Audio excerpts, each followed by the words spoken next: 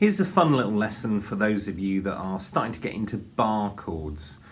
So what I'm going to show you here is a partial bar over 3 strings. So let's start at the 3rd fret. What I'm going to do here is I'm going to show you how to play a minor chord using just 3 strings that you can move in any key on the guitar. So if we go to the 3rd fret and put your first finger down on string 3, and then what I'm going to do is I'm just going to bring the finger flat and bar across all 3 strings. That means I'm going to get the finger nice and straight, so it's covering strings 3, 2 and 1 at the 3rd fret. Now if I take the pick and just play down, I have a minor chord here.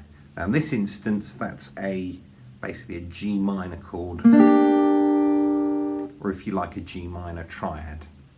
So the way the guitar's organised, it means that in this instance the root note is on string number 1. So we would have the root note, that's the G, on string number 1, the 5th, that's the D, on string number 2, and the minor 3rd on string number 3. So it's kind of like an inverted triad, if you like.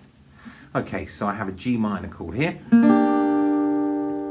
Now because the root note's on the 1st string, it means if I move this shape down to the 1st fret where I have an F note, it's now become an F minor chord. So at fret 1 it will be an F, well there's an F root note. At fret number 3 a G minor, fret number 5 an A minor because we have a root note on string number 1 at fret 5. Fret number 7 it becomes a B minor. Fret number 8 C minor. Fret number 10 D minor. And fret number 12 E minor.